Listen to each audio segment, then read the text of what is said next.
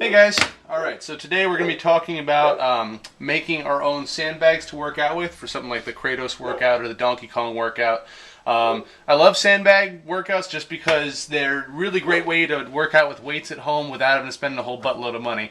Getting a full weight set is at least a couple $100s, especially if you want to get like a decent power rack and a bench and stuff like that to go with it. In that respect, I like to work with sand weights. Sand is like $2.50 a bag for 50 pounds of it at the hardware store, and it's really easy to work with. And I'm going to show you how to put together sandbags for your own home training now. I'm going to show you two methods. For the inexpensive, quick and dirty, easy method, you're going to need some plastic supermarket bags. I'm sure if you go shopping at a supermarket on a regular basis, you probably get a whole bunch of these lying around, and if you don't, just let them stack up for a couple of weeks and you're fine. You want to try and find some without holes. I didn't pre-check these. They might have some small holes in them, but it doesn't matter too much just because we're going to be triple bagging. Now, what you want to do is you want to shake all these out so they're nice and open. You stuff them inside each other.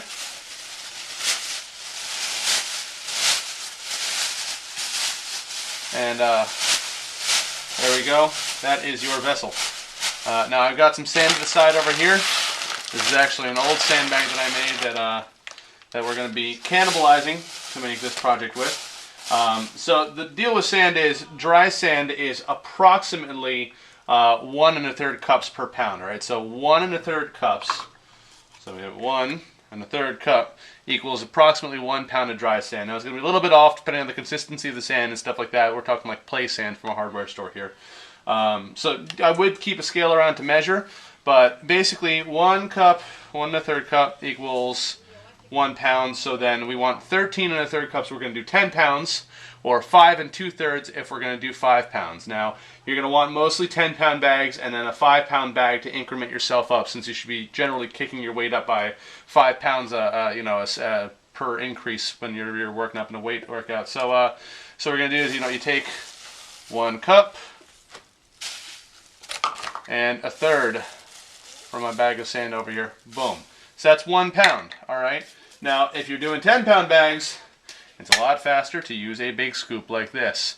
Now I'm working off of lots of small ruined bags over here, so I can't actually use this right now.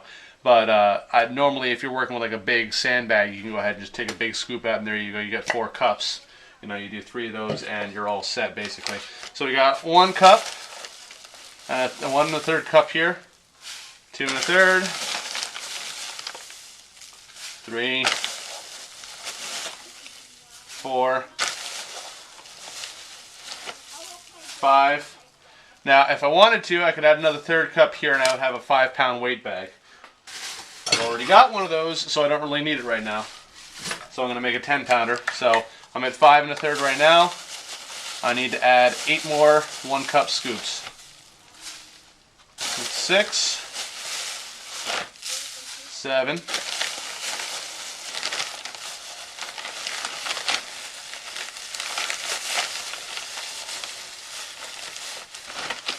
Ooh, actually, you know what? My math is off. It would be 6 2/3 for a 5-pound bag. My bad. 6 2/3 for a 5-pound bag, not 5 2/3. 8, 9,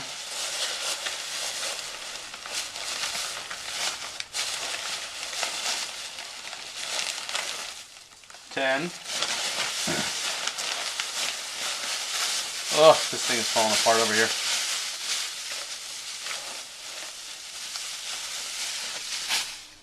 11, 12,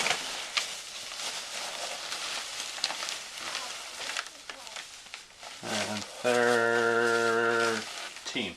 There we go. So this would be approximately 10 pounds. Now is the point where you would take it and put it on a scale and see for sure. Now, like any kind of kitchen scale, should probably go up to 10 pounds or so. But I'm just going to approximate for the purpose of this video. So here's our 10-pound bag, triple bag. You want to try and squeeze all the air out of it that you can. Squeeze it out, squeeze it out. Twist it up.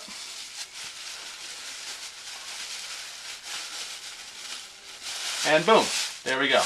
10-pound bag, one of these suckers.